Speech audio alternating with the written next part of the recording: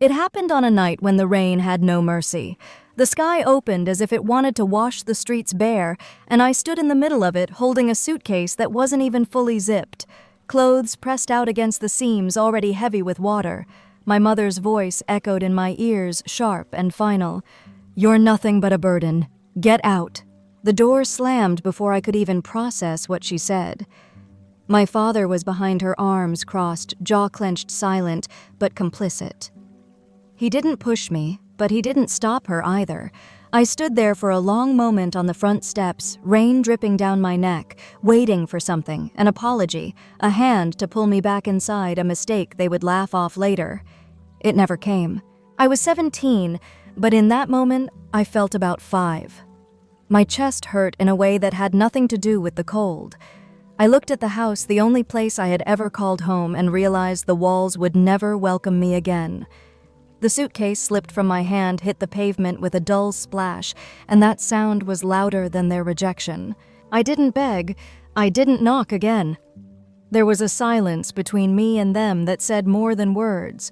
They had made up their minds. I was no longer their child. So I walked.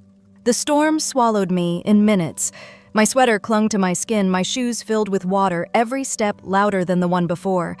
I tried to think of where to go, but my mind refused to work.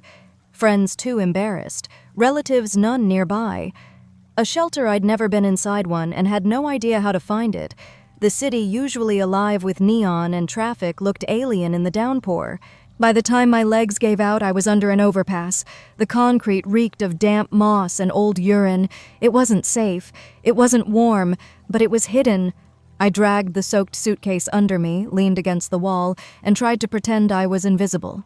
Passing headlights threw brief shadows across my face, but no one slowed down. To them, I was just another runaway. I pulled a thin blanket from the case. Damp, useless. My body trembled anyway, not only from cold, but from shame, from disbelief. I kept hearing my parents' voices. The word burden burned inside me like all the years I spent trying to earn their pride had been a wasted script. Every A on a test, every chore done without asking every night, I stayed quiet so they could argue without me in the way it meant nothing. That night, I didn't sleep. I listened to sirens, to tires splashing, to the sound of something inside me breaking apart. The bridge wasn't just a shelter. It was a grave for the person I thought I was. Hours passed. The rain slowed. My eyes closed against my will. Then I heard it footsteps. Not hurried, not drunk, not stumbling. Steady, measured. I thought I was dreaming when I looked up. She shouldn't have been there. She hadn't visited us in years. Family rifts, business, success, distance, whatever the reasons, Aunt Vivian had drifted far from our daily lives. But there she was, standing in front of me like an apparition wrapped in trenchcoat fabric. Her makeup was gone, her hair soaked through, but her eyes, the same sharp blue I remembered from childhood, were fixed on me with something between fury and sorrow. She didn't scold, she didn't ask why. She simply knelt down beside me, brushed wet hair from my face, and touched my hand. It was the first human warmth I'd felt in months. Without a word, she lifted the suitcase heavier than it looked and gestured toward her car parked at the curb. A sleek black sedan, foreign and expensive, out of place under the cracked concrete. I stumbled to my feet, legs aching, and followed. Inside the car, heat blasted from the vents. She draped a dry blanket over my shoulders, pressed a thermos into my hands. Honey and mint steam rose into my face. I sipped and felt something flicker, safety fragile but real. We drove in silence for a long time. I couldn't meet her eyes. Shame pressed on me harder than the seatbelt. Finally, she spoke. "You're coming with me." Her voice was calm, absolute. Not a suggestion, not a question. A fact. I nodded. Not because I agreed, because I couldn't imagine anywhere else. We reached a motel just off the highway. She booked 2 rooms without hesitation, handed me clean clothes from a bag I hadn't noticed she carried. I showered hot water stinging against bruised skin I hadn't realized was there. When I looked in the mirror, steam blurred my reflection. I didn't recognize the person staring back, but at least I was standing. That night I slept in a bed. Not deeply, not peacefully, but more than I had under the bridge. The next morning, Aunt Vivian was already dressed, hair tied back, keys in hand. She didn't ask how I slept. She didn't waste time on small talk. She handed me my suitcase and said, "We're heading south." I didn't ask where. The highway stretched ahead of us, lined with palm trees and billboards. I stole glances at her. She hadn't changed much. Same straight posture, same sharp jawline. She'd always been the fire in the family while my father was water silent, eroding, washing away responsibility. She burned when people crossed her. I endured. I survived. But survival wasn't enough anymore. An hour later, she pulled into a gas station. While I sat in the car, she returned with coffee, a breakfast sandwich, and a folder. She handed me the folder first. Inside was a real estate listing, a condominium unit in Clearwater. 2 bedrooms, ocean view, fully furnished. The price made my stomach tighten. I looked at her confused. She spoke while starting the car again. "That place is yours. I bought it this morning. Under your name. No mortgage, no tricks." I couldn't speak. My hands clutched the folder like it might vanish. On the last page was a bank receipt, a deposit into a new savings account, $5 million. My ears rang. I blinked at the numbers too large to comprehend. She didn't flinch. "Your savings," she said simply. "Yours alone. I've had it set aside for years. You didn't know because I didn't tell you. Now you do." I wanted to cry, but nothing came. My chest felt hollow. Gratitude and shame wrestled inside me, neither winning. We drove through a gated community an hour later. The guard waved us in by name. The condo building rose pale in pristine balconies overlooking the sea. Inside, Vivian carried my suitcase up herself, unlocked a door, and pushed it open. Sunlight spilled across beige walls and a pale gray couch. Beyond the sliding glass doors, the ocean stretched forever. "This is where you live now," she said, "and I'm staying across the hall, so don't think about disappearing." I wanted to say thank you, but the words were too small. I nodded instead. She came closer, her tone sharp but steady. "I know what your parents did. You don't have to talk about it, but you will not let them take anything else from you, not ever again. This place is yours. The money is yours, and I've already contacted Grace." The name caught me off guard. Grace Hollander, her lawyer friend. Ruthless, brilliant, trusted. "She's drafting protections now," Vivian continued. "Financial locks, legal shields. If they try to come near you again, we'll be ahead of them." For the first time in months, I felt something stir that wasn't fear. It wasn't peace yet, but it was a beginning. I stood at the balcony staring at the horizon. The ocean didn't stop moving, and neither would I. 3 days later, Vivian hosted a welcome gathering in the condo's clubhouse. Residents milled about, polite and curious. Retirees with smiles, widows with stories, couples sipping wine. Vivian introduced me with careful words, "Fresh start. Part of our community now." She didn't mention my parents. She didn't need to. I stood by the window watching the light fade over the water when the side door opened. It was them. My parents walked in as if they belonged. My father in a pressed shirt, my mother in beige and gold. They smiled like none of it had happened, like they hadn't thrown me into the storm. My stomach clenched. Vivian walked straight to them, blocking their path. She didn't raise her voice. She didn't cause a scene, but her body was a wall of glass. I watched from across the room, my hand gripping the refreshment table as she motioned to staff. The conversation was short. My parents stood their ground for a few seconds, then turned and left. The room exhaled. Conversations resumed. But I knew this wasn't the end. They hadn't come to apologize. They had come to see what they could still take. And this time, I wasn't alone. The morning after the welcome gathering, I woke to the sound of gulls crying outside the balcony. Sunlight spilled across the room, so different from the gray dampness of the bridge where I had first collapsed. For a few minutes, I just lay still, letting the quiet settle into me. The sheets were scratchy, the bed too firm, but compared to concrete and rain, it felt like heaven. When I finally stepped into the kitchen, Vivian was already there. She had let herself in with the spare key she insisted on keeping moving, with the energy of someone who had slept less than I had. On the counter were 2 neat stacks envelopes in one pile, legal folders in the other. "Sit," she said. I obeyed, still groggy. She pushed a mug of coffee toward me and began opening the folders. "They're going to try again?" she said without looking up.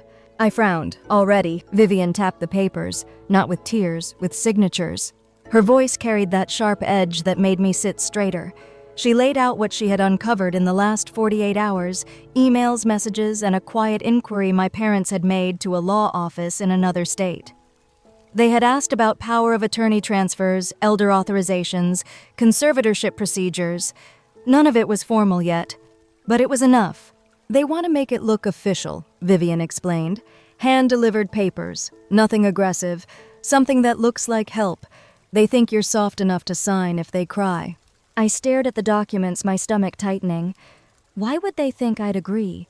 Because you've always endured, she said bluntly. They think endurance means weakness. They don't understand what survival looks like when you stop hiding. I didn't answer. I didn't have to. She already knew. That afternoon, Vivian invited a few neighbors over for coffee and pastries. Nothing formal, just enough people to create a social setting. She placed a recording device under the end table by the couch. Her instructions were simple: if my parents came, let them inside. Smile. Let them speak. They'll reveal themselves, she said, and when they do, we'll already have proof. It didn't take long. 20 minutes into the gathering, a knock sounded at the door. I opened it, and there they were. My father smiled as if nothing had happened. My mother clutched a gift bag with gold tissue sticking out. They were dressed like people who expected to be photographed, polished, practiced, rehearsed. Just in the neighborhood, my father said too loudly. My mother set the bag on the table, pulling out a tin of cookies. Her smile trembled at the edges. We thought you'd like something sweet. I thanked them politely. My voice was flat but steady. After 5 minutes of shallow chatter, my father leaned forward, elbows on his knees. He reached into his briefcase and pulled out a stapled document. Just something to make things smoother, he said, sliding it toward me. The title read Family Wellness and Property Agreement. The words blurred in front of me. It was 6 pages long. Buried in the middle were paragraphs labeled Temporary Power Authorization and Financial Oversight Clause. My throat tightened. I felt Vivian's eyes on me. She moved without hurry, retrieved another folder from the kitchen counter, and laid it beside the first. This, she said calmly, is the copy you drafted last week with that paralegal in Cincinnati, word for word. My father froze. My mother's hand gripped her purse strap so tightly her knuckles whitened. Vivian didn't shout. She didn't accuse. She simply opened her tablet, tapped the record button, and raised her voice just enough for the neighbors to hear. I want everyone present to understand that this document was designed to strip my niece of her financial rights under the guise of assistance. This is what family manipulation looks like. The room went still. Conversation stopped. My father stood abruptly, his face red. You don't understand. No, Vivian cut in sharp as glass. I understand perfectly, and so will the state of Florida. My mother tugged at his arm, whispering, we should go. They left without another word. The neighbors shifted uncomfortably, then returned to their pastries, pretending not to notice. But I saw the way their eyes lingered on me, sympathetic, curious, quietly supportive. When the room emptied, Vivian poured me a glass of water. My hands trembled as I set the torn contract on the table. For the first time, I saw something in my father's eyes I hadn't seen in years' fear. The following week, the tactics changed. It began with a white orchid left outside my door. No card, no note, just silence. Then came small visits, my father bringing dinner from a restaurant, my mother showing up with groceries, both using soft voices and carefully chosen words. They never mentioned the failed contract. They never apologized. They just circled around the same theme: family should be together, family should support one another. I stayed silent through most of it, speaking only enough to avoid accusations of hostility. But Vivian recorded every visit. She taught me how to use a small device no bigger than a car key. Each conversation captured each word archived. Their tone was sweet, guilt-laced, but underneath lay the same pressure: accounts, decisions, emergency contacts, medical records. It wasn't love, it was logistics disguised as affection. Vivian's lawyer friend Grace entered the picture then. She reviewed the recordings, flagged red phrases, traced online requests. My father had tried to change my mailing address with the bank using an old phone number once tied to me. My mother had been messaging a notary about urgent family paperwork. Grace leaned back in her chair, her expression grim. They're laying groundwork. If they can't make you sign, they'll try to prove you're unfit. The word unfit burned in my chest. They want to erase me, I whispered. Vivian's hand tightened on mine. Then we'll make sure they can't. A week later, I woke at 2 a.m. to the shriek of a fire alarm in the hallway. No smoke, no flames, just chaos. Ramirez, the security guard, found the lever had been pulled. Camera footage caught a figure in a jacket that looked familiar, my father's jacket, the one he wore to the welcome party. It wasn't proof, but it was enough to keep me awake until dawn. By morning, Grace had installed digital alerts on all my accounts. Any login attempt, any access from an unfamiliar device would ping her office. The locks tightened. But with each layer of protection, my parents pressed harder. They arrived again on a quiet Tuesday afternoon. This time, my father carried nothing but an envelope. His tone was gentle, rehearsed. He said he missed me, that they wanted peace. Inside the envelope was a handwritten letter full of regret, forgiveness, promises. My mother's handwriting curled across the second page, talking about starting fresh and being there in case of emergencies. I didn't respond. I simply folded the pages and set them aside, clicking the recorder hidden under the counter. When I finally opened the door wider, he stepped inside. He sat at the far end of the couch, voice low, hands clasped. "You shouldn't have to manage everything alone," he said. "What if something happens? Don't you think it makes sense to have someone on file? Someone who can make decisions if you can't?" Then he slid a pale blue folder onto the table. Emergency contact authorization, he called it. Just access, just records, nothing binding, nothing financial. I didn't touch it. Instead, I asked, "Where is she?" "Downstairs," he admitted. "Didn't want to crowd you." I pulled the curtain back slightly. My mother was leaning against the car, pretending not to look up. I returned, picked up the folder, and dropped it in the trash. His jaw tensed. He tried to soften again to beg, but I cut him off. I already considered it, and my answer is no. He left with a face I'll never forget, rage masked as confusion. 2 days later, Grace arrived with transcripts. Every word, every manipulation laid out in black and white. She stacked them into a folder thicker than any textbook I'd studied in school. "They're building a case," she said, "but so are we." I traced the lines with my fingers. Each sentence was proof that I was no longer imagining things. Each word was evidence that endurance was not weakness. Vivian leaned against the counter, arms folded. "They think they're playing chess. They don't realize we're writing the rule book." I met her eyes. For the first time, I believed her. That Sunday, my phone buzzed. A message from my father. "Dinner next week, just us. The kids miss you. Let's start fresh." I stared at the words, my heart heavy but steady. I knew what it was. A new tactic. A new mask. Still, I replied, "I'll be there at 6. Because sometimes you don't run from the storm. You let it hit. I arrived at their house just before 6 o'clock on Sunday. The same house where I had grown up, the same front door that once slammed in my face during the storm. The siding had been painted, the garden freshly trimmed, as if neatness could erase cruelty. A new wreath hung on the door, cheerful and hollow. My mother opened it with a smile stretched too wide. Her eyes flicked over my outfit, a navy dress with long sleeves, and tried to read it like a code. Her hand pressed firmly against my back as she guided me inside, the same controlling gesture she used when I was a child. The dining table was set for 7. My father sat at the head, shoulders straight, jaw tight with the weight of performance. The children were dressed too stiffly for a Sunday night, their nervous glances darting between me and their parents. The entire room smelled of over-preparation food, too perfect air, too staged. We ate. They asked about my health, about the condo, about the nice neighbors. I answered politely, "No more, no less." The children tried to talk about school, about games, but even they felt the weight of the evening pressing on them. Dessert came, and with it, the real purpose. My father leaned back in his chair, sighed like he was weary from honesty, and said the words I had been waiting for. "I've been thinking a lot about how things got complicated. I know we all made mistakes, but I hate the distance between us." My mother reached for his hand. "And with the kids getting older, we don't want regrets. We want them to know what family looks like." Their eyes were rehearsed, their voices controlled. This was the charm offensive Vivian had predicted. I nodded slowly. "I appreciate that," I said. My voice was calm, steady. They relaxed, mistaking politeness for surrender. Then I reached into my bag and pulled out an envelope. Slim, neat, notarized. I slid it across the table toward them. "Of course," I said gently. "I've been thinking too." My father opened it.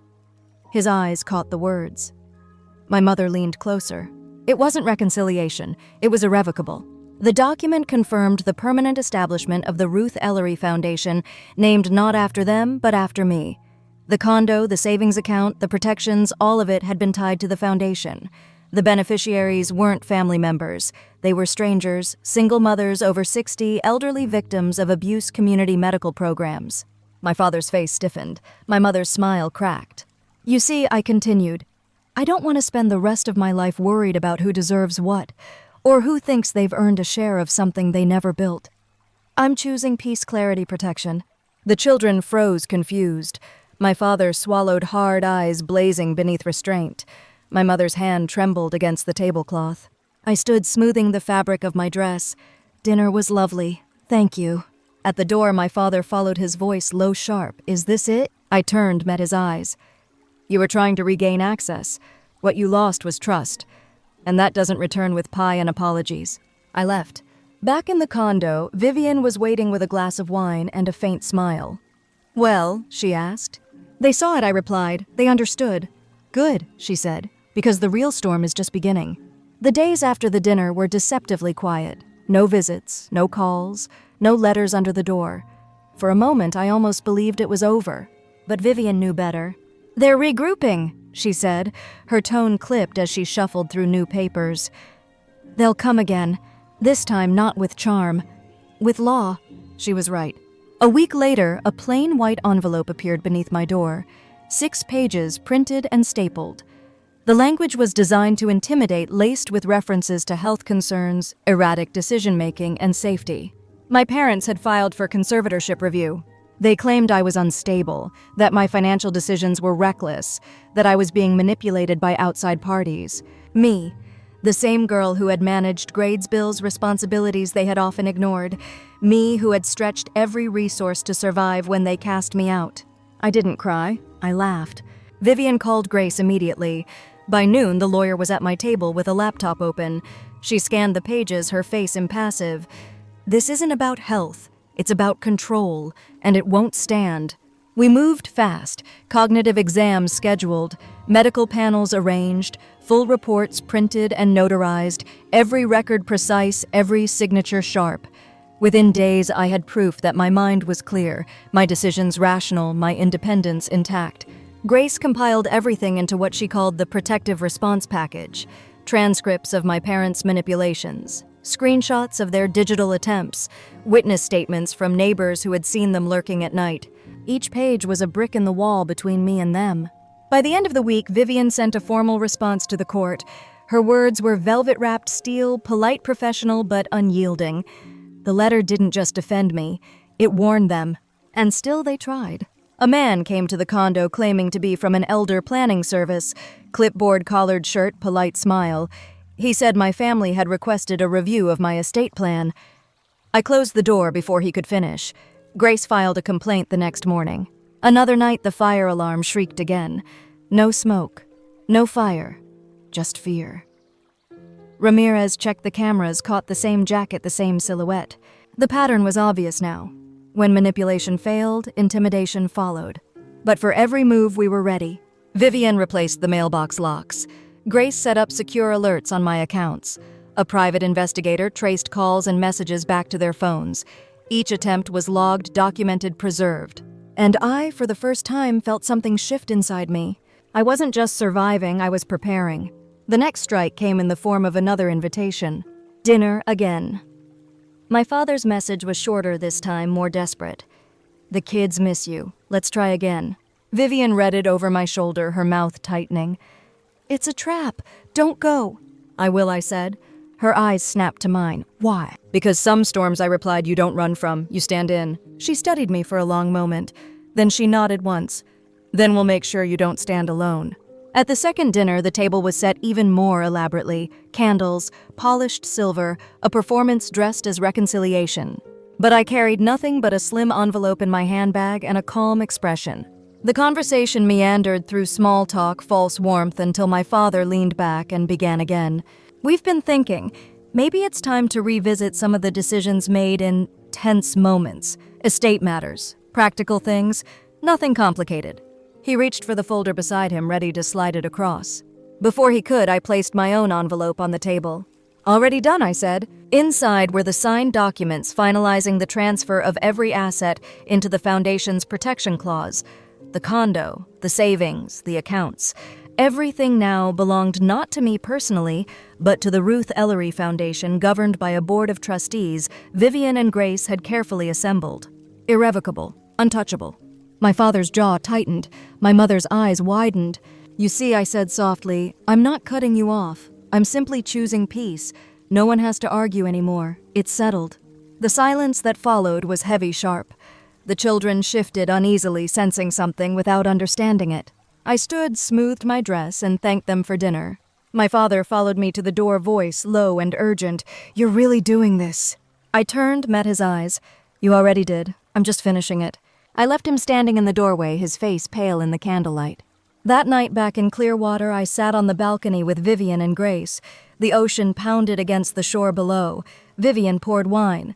Grace spread the legal papers across the table, her fingers tracing each notarized line. "It's sealed," she said. "No back doors, no loopholes. If they try again, it'll be criminal." The wind whipped my hair, salt stinging my face. For the first time since the night under the bridge, I felt steady. Not safe, not finished, but steady. "They thought shame would silence me," I whispered. "They thought I'd stay erased." Vivian lifted her glass. "Then let's toast to being seen." And we did. 3 mornings after the dinner, I woke to the sound of gravel crunching outside my condo window. Pulling the curtain back just enough to see without being seen, I spotted my father's truck. He stayed in the cab for a long moment, then stepped out, pacing the lot like a man rehearsing excuses. He knocked twice at my door, softer than before, then left when no one answered. An hour later, a plain envelope appeared under the door. No stamp, no return address. Inside were 6 stapled pages. The language was thick with legal jargon concerns for health and safety, decisions made in instability, financial risk to self and others. They claimed to be filing for conservatorship review again, this time citing erratic behavior and outside influence. The foundation itself was named in the complaint, as if the very act of protecting myself proved I was unfit. I sat at the kitchen table and read each line 3 times. They weren't just circling me anymore. They were attacking the foundation. When Vivian arrived, I handed her the packet without a word. She read in silence, lips pressed into a thin line. "They've made a mistake," she said at last. "What mistake?" "They put it in writing." She dialed Grace immediately. Within hours, my lawyer sat at the same table laptop, open papers spread wide. Her expression remained calm, but I could see the steel behind her eyes. "They want to scare you," she said evenly. "That's what this is. Nothing in here would survive a judge's scrutiny. But they've tipped their hand. Now we know their playbook." Still, I felt my chest tighten. What if the court believes them? Grace looked up sharply. "Then we give the court something stronger. Truth, documentation, and medical proof." 2 days later, I was in a clinic undergoing a full cognitive and wellness evaluation. Memory tests, reflex checks, psychological assessments. I passed each one without difficulty. The doctor's final report was clear. Patient demonstrates full mental fitness. No evidence of decline. Sound judgment intact. When the results arrived, Grace made 3 copies. 1 for the court, 1 for her files, 1 for me. She slid the folder across the table. "Frame it if you like," she said dryly. "You'll want to remember this day." I laughed for the first time in weeks. But my parents weren't finished. The following Friday, another envelope appeared, this one thicker. Inside were notarized papers claiming I had granted them joint power of attorney over the foundation. My signature, only it wasn't mine, decorated every page. My hands shook as I flipped through the documents. The dates were recent. The notary stamp was real, but the handwriting was wrong. Vivian's voice cut the silence. "They forged you." Grace's response was sharper. "Then we bury them." She contacted a forensic handwriting examiner that afternoon. By Tuesday, the report was back. The signatures were inconsistent with my known records. The metadata on the PDF files revealed they had been created weeks after the supposed signing date. One document even referenced a board member who had stepped down months earlier. Sloppy, reckless, but dangerous. Because in the wrong hands, even sloppy lies could become weapons. Vivian didn't wait. She filed a motion for fraud and perjury, attaching the forensic report, the examiner's affidavit, and a witness statement from the notary who had allegedly signed. He confirmed he had never met me, never witnessed any such meeting.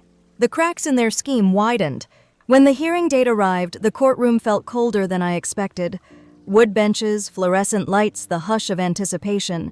My parents sat 3 rows ahead with their lawyer stiff-backed, refusing to turn. The judge reviewed the filings quickly, eyes scanning the evidence. Grace presented calmly, layering proof upon proof, the forged signatures, the metadata inconsistencies, the false notary statement. Each piece landed like a hammer. When it was my father's turn, his lawyer stumbled through excuses. Perhaps I had authorized it verbally. Perhaps I was confused. Perhaps I didn't remember. Grace simply raised the clinic report.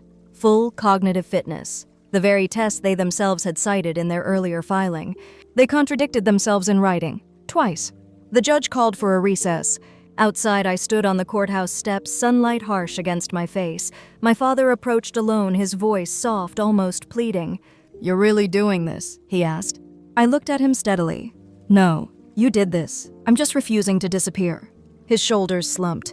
For the first time, he looked smaller than me. Back inside, the judge reconvened. His ruling was swift. The forged documents were dismissed as invalid. The foundation charter was protected. A referral was made to the district attorney's office for potential criminal investigation. It was over for now, but I knew it wasn't the end. That night, I sat on Vivian's balcony with a quilt wrapped around my shoulders. The ocean moved endlessly beyond the glass. She poured wine, Grace stacked the files neatly on the table, and none of us spoke for a long time. Finally, Vivian broke the silence. "They thought you'd break. They didn't realize you'd build." Her words sank deep. For the first time, I felt not just protected, but powerful. Not loud, not vengeful, just unshakable. They had tried to erase me with lies. I had answered with proof. And proof, unlike charm or tears, doesn't vanish. The silence after the ruling was deceptive. For a week, there were no knocks at my door. No envelopes slipped under the mat. No desperate calls from hidden numbers. I almost believed they had finally given up. Almost. Vivian didn't believe it for a second.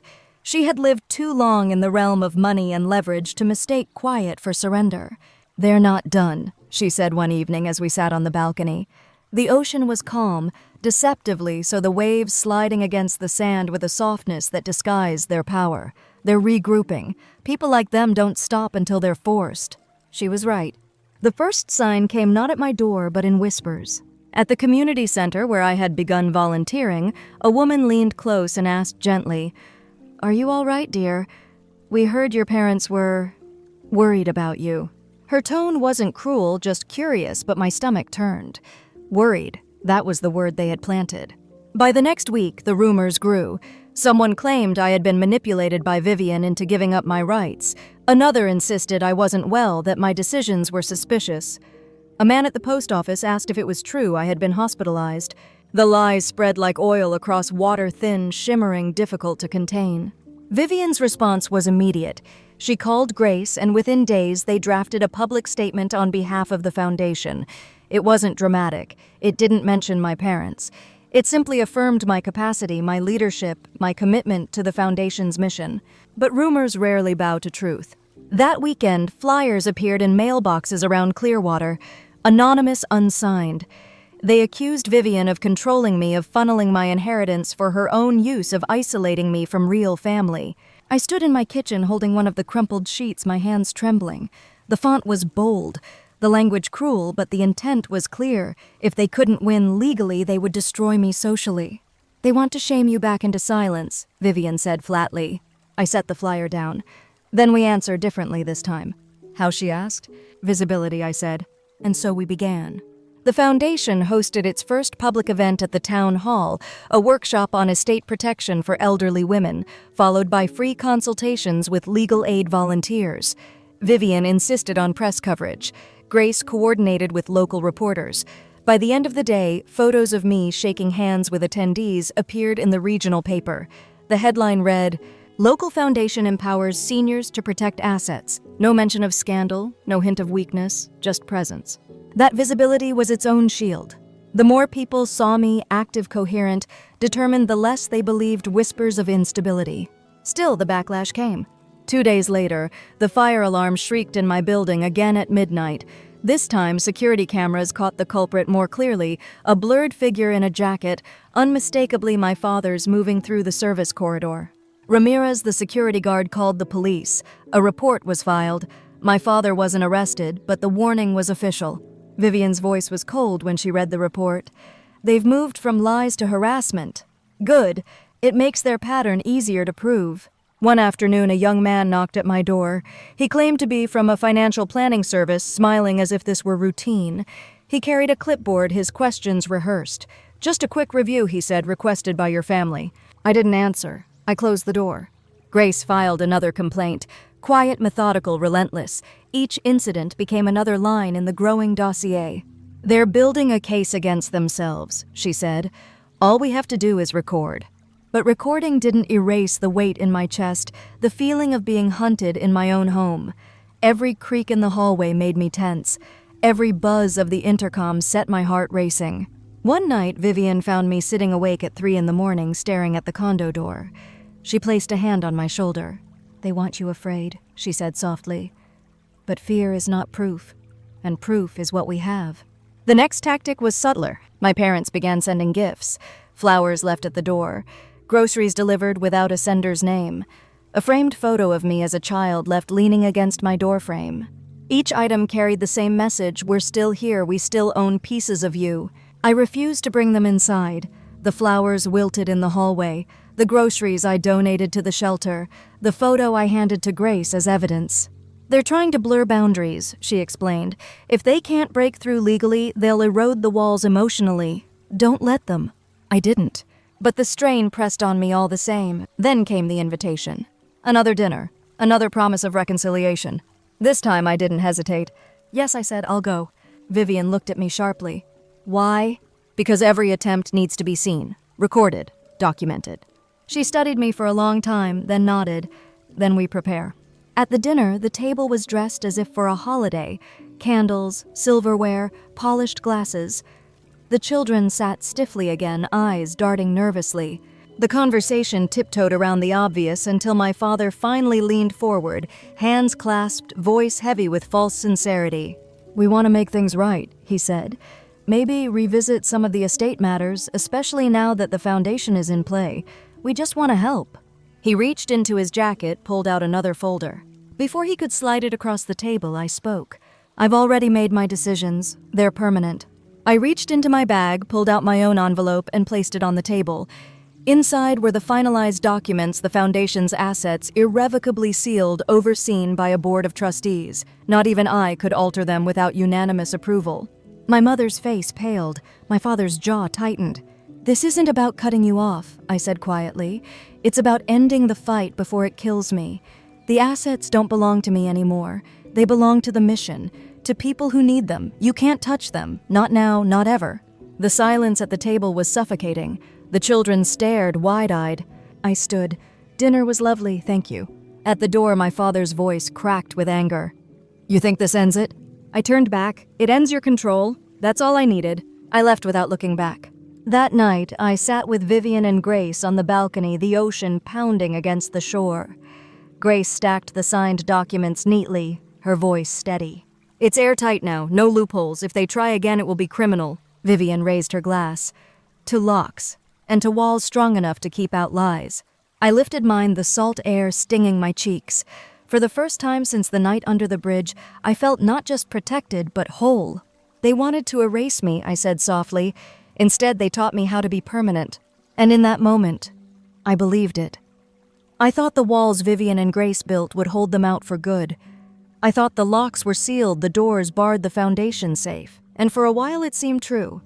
But people driven by entitlement rarely stop at reason. They stop only when forced. It began with another envelope slipped under my door one quiet morning. No return address, no postage. Inside were documents claiming I had granted my parents the right to amend the foundation charter. My signature was there, neat, confident, convincing. Except it wasn't mine. The papers even included fabricated meeting minutes from a board session that had never happened. A notary's seal carefully placed glared from the bottom. It was bold, it was reckless, and it was criminal. Vivian didn't hesitate. She called Grace before I could catch my breath. Grace scanned the documents with the clinical detachment of a surgeon. "They've crossed the line," she said. "Forgery, fraud, perjury if they file this. And if they already have, it's prosecutable." The very next day, Vivian had the papers in the hands of a forensic examiner. Within 48 hours, the report was damning signatures, inconsistent metadata timestamps, revealing backdating one document supposedly signed at a cafe that had been closed for renovations at the time. Sloppy, but dangerous enough to move us into new territory. Grace filed a motion with the court fraud and perjury. She attached the forensic report, the examiner's affidavit, and a sworn statement from the notary, who, when contacted, admitted he had never witnessed me sign anything. The cracks in my parents' scheme widened. The hearing was scheduled within a week. The courtroom smelled of varnished wood and old paper. The hum of anticipation hung heavy. My parents sat 3 rows ahead with their attorney faces set like stone masks. Neither looked back at me. Grace spoke with calm precision, each piece of evidence laid down like stepping stones: the forged signatures, the false notary, the backdated timestamps, the contradiction of their own prior filings. Each fact was simple, clean, sharp. When it was my father's turn, his lawyer tried the usual dance. He claimed I must have authorized it verbally, claimed perhaps I didn't remember, claimed Vivian had manipulated me. Grace responded with the clinic's cognitive evaluation, full fitness, clear judgment, no impairment. The same report my parents had previously filed to argue I was capable when it suited them. They had contradicted themselves in writing. Again, the judge's expression hardened. By recess, Vivian and I stood outside on the courthouse steps. The sun was merciless. My father approached alone. His voice was softer than I'd heard in years. "You're really doing this?" he asked. "No," I said. "You did this. I'm just refusing to disappear." For the first time, his shoulders sagged like the weight had shifted from me to him. Back inside, the judge reconvened. His ruling was swift. The forged documents were dismissed. The Foundation charter was declared fully protected. A referral was made to the district attorney's office for criminal investigation. Gasps rippled through the courtroom. My mother's hand flew to her mouth. My father stared at the table as if it had betrayed him. And just like that, the war they had waged in whispers and fraud became a matter for the state. The weeks that followed were quieter but not calm. The DA's office opened a formal case fraud, forgery, attempted misappropriation of nonprofit assets. Investigators interviewed the notary, who confirmed he had never seen me. They subpoenaed digital records, pulling metadata that showed my parents' fingerprints on every false file. The case gathered weight like a storm cloud. Meanwhile, the Foundation grew stronger. Our workshops doubled in attendance.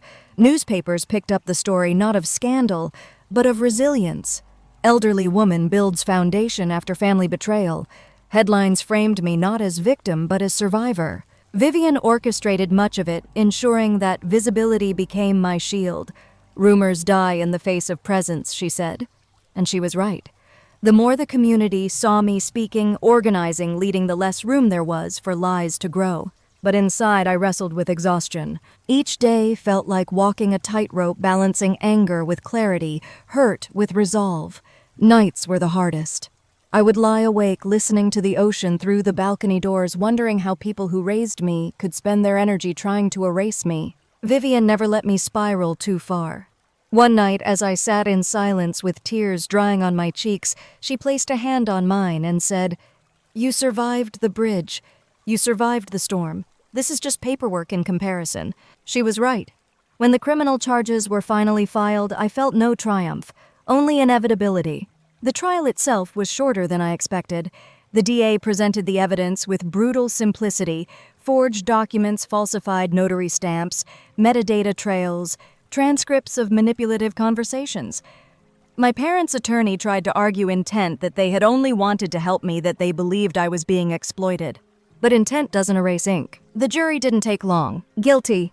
Fraud, forgery, attempted misappropriation. The judge's gavel echoed like thunder. Sentencing was deferred, but the verdict was clear. I walked out of the courtroom into blinding sunlight. Reporters shouted questions. Microphones jutted forward. But I didn't speak. I didn't need to. Silence backed by proof was louder than any words I could offer. Life after the verdict felt different. Not freer exactly, but steadier. The fear that had curled around my ribs loosened. The whispers in the community quieted. The Foundation thrived, its programs expanding into shelters and clinics. One evening, we hosted a gathering at the new community center. Folding chairs, donated pastries, plastic coffee urns. Nearly 100 people came, women starting over after divorces, widows navigating retirement, grandmothers raising grandchildren. I stood at the front with trembling hands and told them the truth.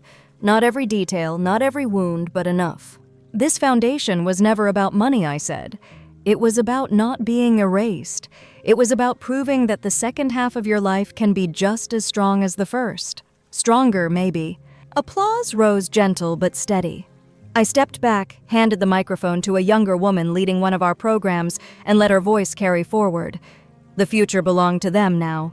At home that night, I sat on the balcony, wrapped in a quilt, watching the moon carve silver across the water. Vivian joined me with 2 glasses of wine. Grace arrived later carrying peach pie. We didn't speak much. We didn't need to. The war was over. Not because they surrendered, because I refused to vanish. In the weeks that followed, I planted apple trees at the edge of my yard. I knew I might not live to see them bear fruit, but planting something you may never harvest is an act of belief not in yourself but in the world after you. One morning on a walking trail, a young woman stopped me. She carried a child on her hip, eyes tired but fierce. "You're the woman who fought back," she said softly. I smiled. I didn't fight. I just refused to disappear. Her eyes welled with tears. "Thank you." That was enough. Sometimes I still dream of the bridge of the rain hammering down, of the word burden burning in my ears, but the dream always shifts. In it, Vivian appears from the storm hand outstretched, pulling me from the shadows into the car with the heater blasting. That moment was the turn. Not the courtroom, not the foundation, the hand in the storm. The reminder that being cast out doesn't mean you are nothing. It means you are free to build something else. And I have. The bridge was the beginning of my erasure. The foundation is the proof of my permanence. I will not vanish. Not now, not ever. Story 2. Thanksgiving has been postponed. Nobody is coming. That evening, my mother texted me. Unintentionally, I was tagged in a family photo. Turkey, champagne. Above the table, a flag. Only family. I read it twice. My brother inquired in the morning, "Is the family trip still being paid for?" "Naturally," I answered.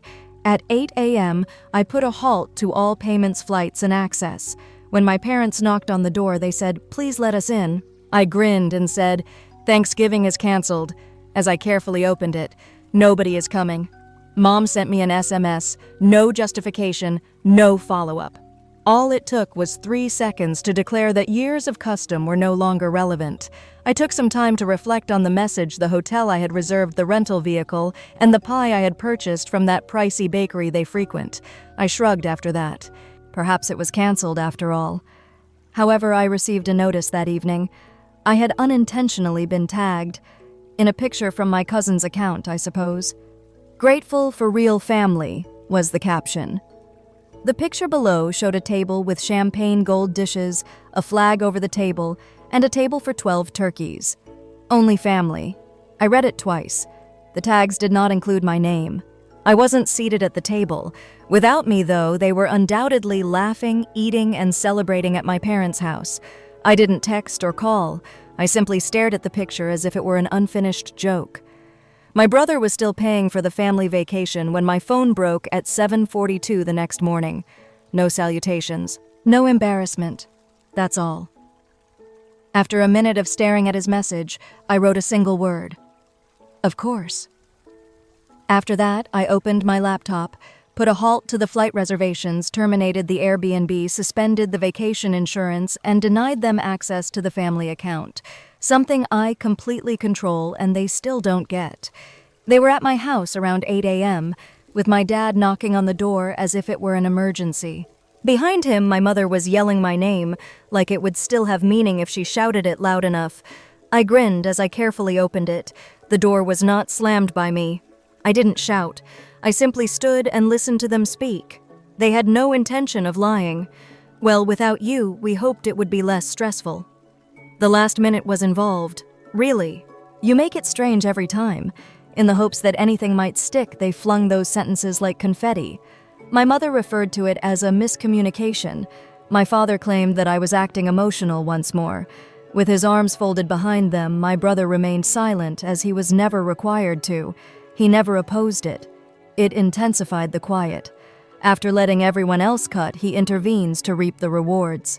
This is what they were unaware of, though. It was not the first instance. I had never seen it so clearly before. The one with the picture wasn't a coincidence that evening. In a quilt that has been choking me for years, it was simply another square. I began to re-watch each sequence. I made an effort to ignore the birthday, until I reminded them they forgot. That year, my brother acquired an automobile. The moment I settled their taxes, my mother also informed her bridge group. At last, he's doing something worthwhile. My aunt scoffed when I paid for the entire anniversary celebration. Keep the assistants from sitting in the front. I was not invited to the wedding. To discover the house I co-signed, I developed the business software. I used the streaming accounts to cover my educational expenses. I provided coverage until they stand up anyhow. They failed to notice me. They saw a resource. I never had a brother or sister. I was a service, a leg-bearing bank account, and they always took when I gave. They often made jokes about how frail I was and how fortunate I should feel when I remained silent. They even opened the door for me. "We can always rely on you," my mother used to say. That meant she trusted me, I used to think. I know better now. Since I had never said no, they thought I wouldn't. Not at all. Not when I was left out. Not when I was made fun of.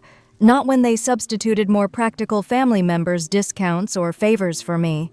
However, that banner. Only family. The knife was that, as it lacked subtlety. It wasn't hidden in implied meaning. It was obvious, straightforward and deliberate.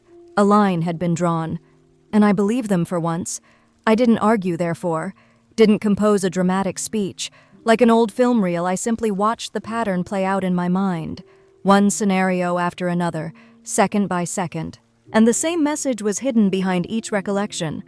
You are not visible to us. Only what you provide. I decided that I would no longer give. I was finally able to distinguish between being exploited and assisting, not because I was upset, and I grinned as their alerts came in like static while I sat in my living room watching the morning. I wasn't attempting to mend things for the first time, not because I was okay. With my screen shining, I sat at my desk. Hours ago, the coffee became cold. My heart beat steadily and deliberately. After gazing at the spreadsheet for days, I finally opened it. A schedule of regular payments. Permissions were never mentioned. Privileges were never acknowledged by them. They took over insurance plans, cloud backups, streaming services, domain names, and memberships for rental cars, bound to me. Password 2 for the login. Take a look at my qualifications. They thought things like the tools I kept in a garage were typical. They didn't bother. Supper. The joint credit card they used for groceries trips, and even my daughter's holiday presents, was the first item I displayed. They didn't inquire. They paused the auto-pay confirmation screen by clicking the first button. Completed. Their authorized traveler status was suspended when they registered a second airline account. No rights as a backpacker, no impromptu family dinner, no justification. The third loyalty program for hotels. Suspended accounts in the name of the mother. Although I had accumulated points for her, the account is currently deactivated owing to many rules violations. Unapproved use. Fourth, Netflix and Apple TV are streaming services. Spotify. I deleted shared profiles. They weren't erased by me. I just rendered them invisible, not in use. It was turned off by the Ghost of Access 5th, sending email from my domain to theirs. Not many confirmations were sent to us. 6th, a new password was entered via the family account's parental controls. The account was not disabled by me. If they wanted in, I took them out completely. They would have to inquire. It was all silent, chilly, surgical. I called people. Good morning. This is the account holder for John Reynolds. All authorized users on the account should have their accounts revoked. Indeed. All of the card numbers that finish in 23, 45, 67, 89, and 1123 with instant effect. Thank you. 3 minutes were spent on the call. No second guessing, no apology. Click. The automated system would respond, "Access has been revoked per cardholder request," if they inquired. I repeated the action repeatedly. My spreadsheet had red canceled lines of code by noon. Suspended. Retracted. Logs for access codes are locked out. VPN access has been terminated. My help button had been accessible around the clock. Offline now. I terminated their auto insurance coverage under my policy. The policy was not canceled by me. I simply took their names off. The co-owner status has been removed. They should call me if they attempted to submit a claim, and I would hit decline. I canceled my subscription to their tax service. They ran their own company. Another person could be employed. I inquired with the accountant. I'm cutting off financial assistance. They will receive a back bill for the final fee. The call ended without a word. I gave it time to settle. I sent spreadsheets to each of them at approximately 3 p.m. one-page PDFs. Your recurring charges have been suspended. Shared account access was taken away. You can ask for restoration if you need it. I'll also review. No drama, no shame, just the facts. Screenshot, proof, distinct border. I ignored the messages they sent me. No, I apologize. No. Let me explain. I only sent that one-page email. The remainder of the afternoon was devoted to going over my credit card transaction logs, home server, and cloud backups. Each odd charge is marked as a subscription for a family holiday gift. I underlined them in red, yellow, and orange. I then removed the ones that were trivial. The things that mattered most were the $19.999 watch party packages, the $7.50 audiobook credits, and the $5 cereal boxes. I didn't erase the 5-figure support for business software tuition and debt payments. I made a reallocation. For my son's future, I opened a new savings account. For Q4 tuition, I transferred the precise amounts marked Each Wire Business Software, their company 2020. Smith Medical Claim, Mother University of State, Spring 2025, June 2025. I renamed my accounts. No secret. No. Because they could say they didn't know.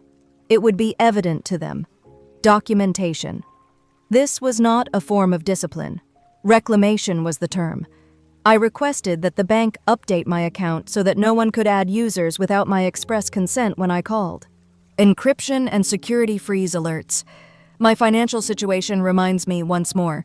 I removed domain delegation email forwarding and phone forwarding after contacting the DNS registrar. Not anymore. Your domain is still functioning under their server. I even removed them as emergency contacts on my health insurance. I prefer my wife first, I told the rep. Permissions updated by 6 p.m.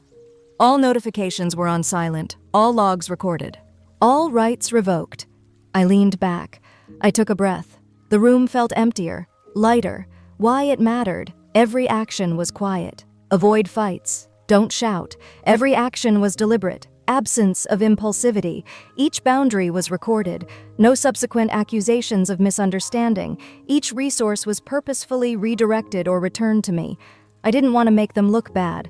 All I wanted was freedom. I was too. It got dark. There are no fireworks outside. Avoid conflict.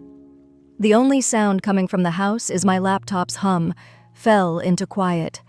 Perhaps their own walls shook with desperation. My phone exploded. My mother sent me a message. Why we? We assumed you would comprehend. Since comprehension was no longer important, I didn't reply. Silence surprised me. I anticipated crying and doors slamming. But it was a completely different matter. It was the text that arrived first by midnight. My brother's torrent. This is not possible. Let's visit the bank. The mother is experiencing a panic attack. Don't ignore us.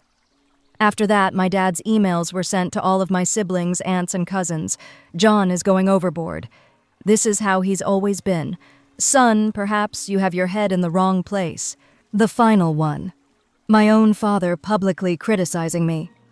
Around 2 a.m, I stopped noticing the names. The calls started. Not from them. From my girlfriend's mother, my aunt, and my cousin. Short went into a panic. He fell into a spiral of darkness. Have you noticed his actions? He is erratic. By morning, I allowed voicemail to accumulate dust. I was misrepresented by their version. That's correct. It was just a pattern. Every relative who had ever profited from my generosity but chose to stay anonymous when I was no longer needed sent one email thread after another. He has erratic emotions. He is punishing us without cause. Is it possible to have a family mediator? They remained silent for 8 years before making a proposal. However, I thought, sure, bring the mediator and spread my hands. Calm was not what they had anticipated in the afternoon. My brother arrived without warning. By the front gate he stood. This is immature. Step outside. Speak. I peered out the window at him. He appeared diminutive. Masks weren't working. I pulled the door open. He rushed in without shouting. Calmly, he began. Mom is tense. The others, including Dad, are perplexed. He stopped and inhaled. I beg you, tell us what happened, please. I was prepared, but he sounded desperate. I stood tall for the first time. I didn't yell or weep. However, every word was heavy. You didn't remember me until I paid. I gradually disappeared from sight. Transactions took its place. I paused. You went into a panic. He attempted to penetrate vague defenses. I raised my hand. Let me be done. I took the PDF out, printed out, placed it on the table with the call logs and receipts, screenshots. The facts are as follows. Every single number, every invoice. Take a look. He bent over, stopped staring. I saw defenses come down. He swallowed them one by one. However, we were unaware. Then it was whispered. Now I'm angry. At us. At me. I gave a nod. After that, it's functioning. I stopped. You always urged me to be reasonable and to think. I was, therefore. I didn't cause any damage. I took it back. I didn't make things worse. All I did was draw a border. You know where I am if you want to cross back over. He turned and walked away. Then there was a backlash. A message for the group. We'll collect proof. A lawyer will be present. The court will receive our petition. My name was plastered on gossip and threats. However, I sat motionless. I reopened the PDF. Go over my numbers and my words again. I allowed them to be angry. Concurrently, my mother texted me. I apologize. Dad didn't tell me. For my adult niece, this is really upsetting. Uncle, you are loved. I didn't answer. Not just yet. I didn't have to reassure them. I had to be noticed. But that night, the shockwave persisted. My attorney gave me a call. They are threatening to sue for financial damages, emotional harm, and betrayal of confidence. I didn't recoil. Excellent. I claim to have all the paperwork, including all of the notifications and canceled payments. He hesitated. It is airtight. I grinned. They were in full-blown hysteria now. Words of sympathy were whispered about my name. Whoever asked, I was either a hero or a villain. Paris was split. Tests of alliances. In the family group, they attempted to play a final public post. A picture appeared. The caption for a picture I took as a kid, "Do you recall this joyful boy? He must return." The comments came pouring in. "We adore this John because he is the sweetest. Please make amends. Thanksgiving is necessary." Around 10 p.m. that night, I shut down the app. I sat by myself thinking and lit a candle. The pattern snapped as I saw. The sound of boundaries landing was a silent relief to me. I could feel my own heartbeat, calmer and stronger. I didn't despise them. Simply turn. Concentrate on yourself. I had no desire for vengeance. I desired lucidity. They weren't broken when I went to bed. Their own narratives were being reconstructed. It was unclear. We were unaware that we were misinterpreting it. However, that was no longer relevant, since I wasn't holding out. They had their paths, court of mediators, gossip group, charitable campaign. I was at peace. On their side, they screamed hysterically. I stopped guarding theirs and quietly documented mine. And I sleep without masking the silence of others for the first time in a long time. The truth becomes indisputable at this point. To all of us, not just myself. No anger, no retaliation. All that breaks their story and resets everything is evidentiary clarity. The post was scheduled for 9 a.m., a branded neutral web page. No emotional appeal, no accusatory tone, only a timeline. Details include a yearly payment schedule and screenshots of requests from parents. Cover my tuition, pay the tax bill, reserve a hotel, and create the Thanksgiving banner. I removed access and they responded with unredacted excerpts from their group chat. We don't comprehend. He must return. At 9, I just called it Family Ledger. That's right. In a matter of minutes, I hit publish. My site managed the surge in views, comments, and notifications. My cannon shot was this. Once more the threads exploded. This is shameful, according to some. He's right to show this, some said. In group chats, a few people shared screenshots. The banner, my spreadsheet. My college pals also added their voices. Whoa. I was unaware of this, but That afternoon, there was no going back. They contacted a family therapist in the area whom they had recommended as a mediator. I saw what you posted. It's disastrous. The pattern is indisputable, not because you're incorrect. She requested that we all meet. I concurred. But according to my terms, location, her workspace, zone free of paper, the agenda, just listening, not providing proof. Published already. Later that week, they arrived. My folks. The therapist is my brother. The maximum number of chairs in a circle is 5. The therapist parted. Your public ledger has been read by me. It's comprehensive. Nobody spoke up. She faced them. John has experimented with numbers. Maths cannot be contested. They exchanged glances. Hope flickered in my mind. Mom's voice broke. I was unaware of how much I had asked of him. Dad shut his eyes. Brother looked around. I remained silent. I took a seat. My presence was my boundary. What do you want now, John? The therapist asked. I was clear in my speech. Recognition, not elegance, no regrets, only recognition. Space, to be their sibling and son, not to provide for them. A restart. Therefore, the next request is presumed. But inquired, I spoke in a calm, exact tone. Not a drama. She faced them. Are you able to hear him quiet? Mom dabbed at the tears. Dad gave a slow nod. Brother let out a breath. We made a mistake. Lightning wasn't involved. It was a shift. They posed inquiries. What was the sensation of this? What about us was invisible? Will you ever pardon us? I responded to each. I had the impression that I was following them, not next to it. Did you spot a wallet? No human. Yes, but trust must be restored. They didn't fall apart. They were not angry. They just started to hear. The following day, invitation to dinner. At the table are my parents. Only turkey wine. No access, no banner. Revocations. But give me a seat. In its place is the banner. Greetings from home. Son. Was there magic involved? No. Was everything resolved? No. It accomplished something more significant. It was evident. Bridges can cross boundaries. Because it used the truth rather than insults, the public exposure was successful. Instead of conflict, it made room for honesty. It made them think instead of defend. It called for peacemaking, not consent. I sat at the table at Thanksgiving a week later, not automatically paced, no account suspensions without warning, just decisions. Instead of making demands, they passed dishes. I was thanked by my brother. I could see it on my parents' faces when they gave me hugs without saying thank you. Balance changes as a result, not by shouting. Not in a dramatic way. Clearly, published documentation. The truth. They weren't broken by me. They had to confront what they had long avoided, and I entered to create an environment where I was genuinely seen, not to make amends for the past. Everything changes at this quiet yet seismic moment, but nothing really changes.